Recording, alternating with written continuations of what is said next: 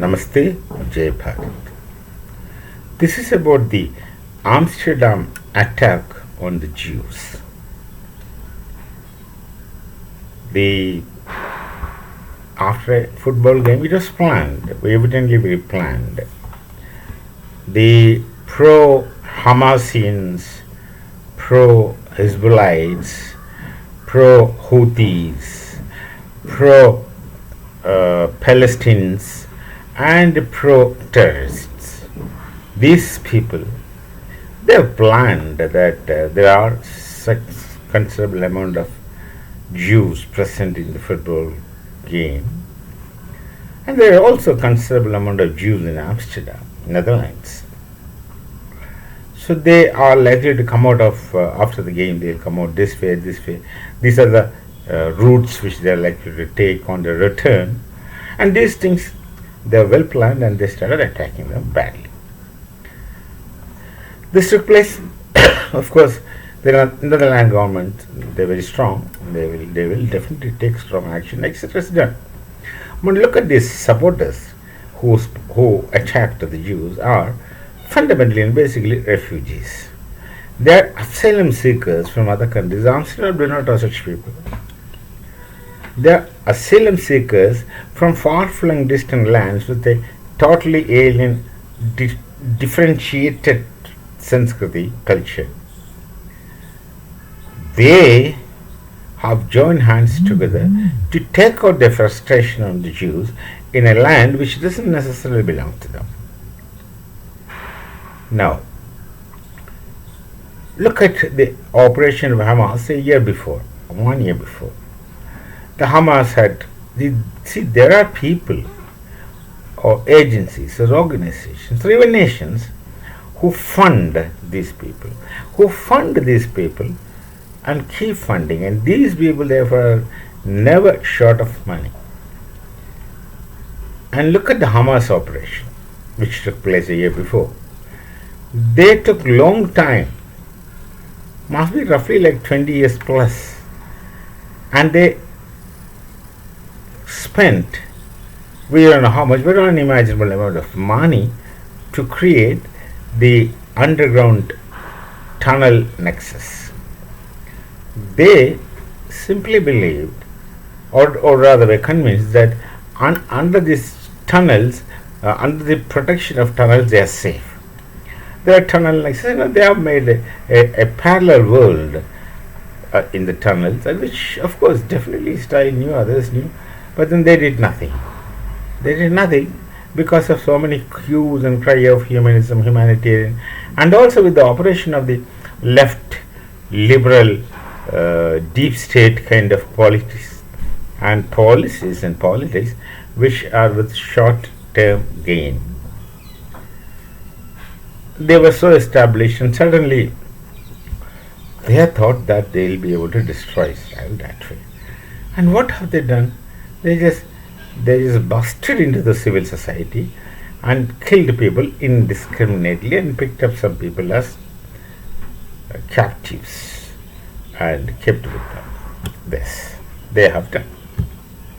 That's one thing. Now look at the Hezbollah.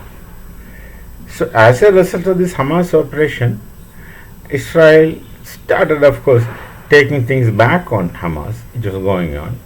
And Hezbollah doesn't really belong to Iran.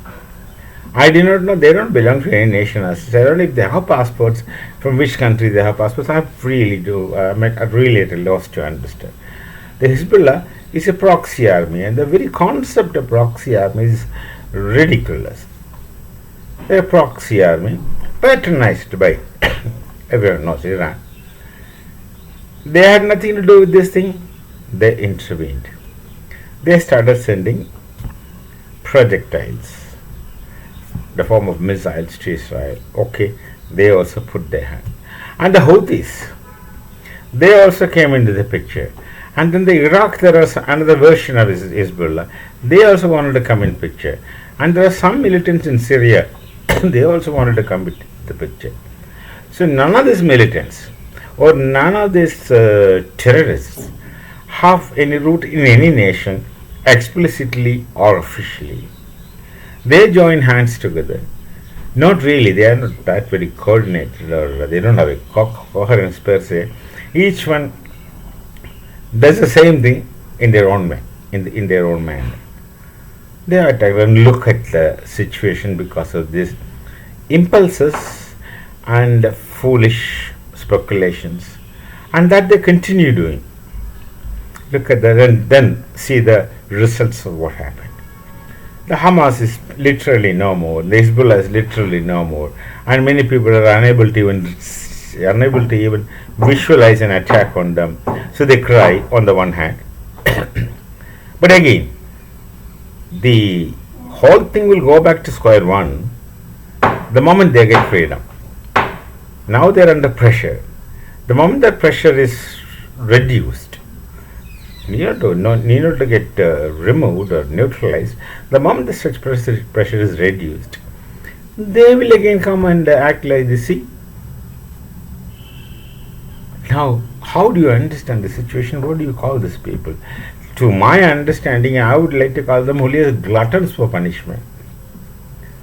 They keep doing things and take punishments, and then just because of some people's thinking, a lot of people suffer. They become rejected, they become dejected, they become unhappy, they don't have food to eat, and they die miserably. And they again, this will not. No one is getting corrected.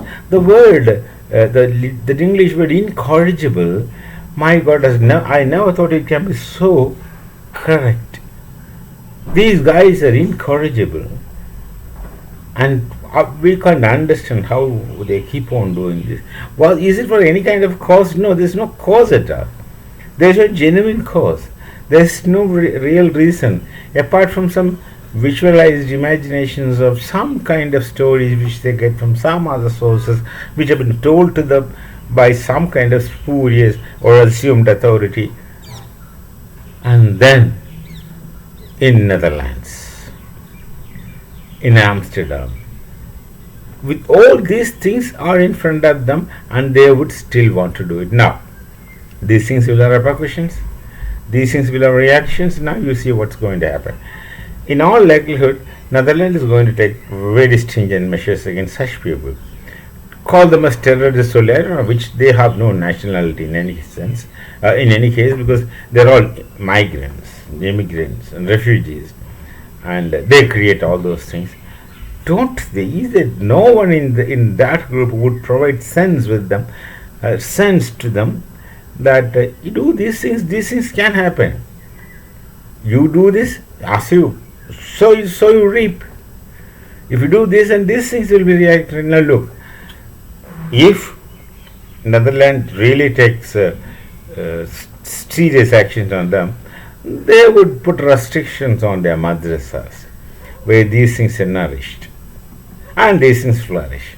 They would put restrictions on their madrasas, they would put restrictions on their mosques, and they would put restrictions on their all kinds of gathering, collectiveness, and discussion, and they will even go to the extent of putting restrictions on some of the holy books, or at least some parts of it. They were comfortable before, but now they ask for it. That's why I said they could only be called as gluttons for punishment. Very unfortunate. There are people who would never learn from whatever kind of lessons, and what will you do with such people in the world? They can't exist, they can't live in peace, and they can't live in peace with themselves. Forget about living in peace with someone else. This is so unfortunate. There are some people with such sets of mind operating and thinking that they are, I don't know what, all kinds of imaginations and fantasies they carry.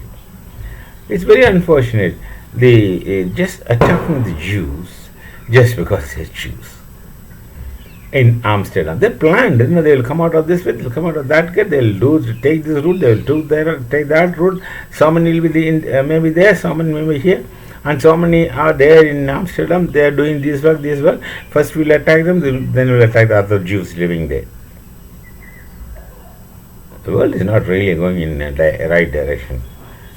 It's going to gallows just because of 5 people. Just because of 5 people. And their short-sightedness and follies and foolishness and whatever. Dehumanized human beings. So we meet again with some other thoughts. Till then, Namaste, Jai Bharat and Jai Shri Ram.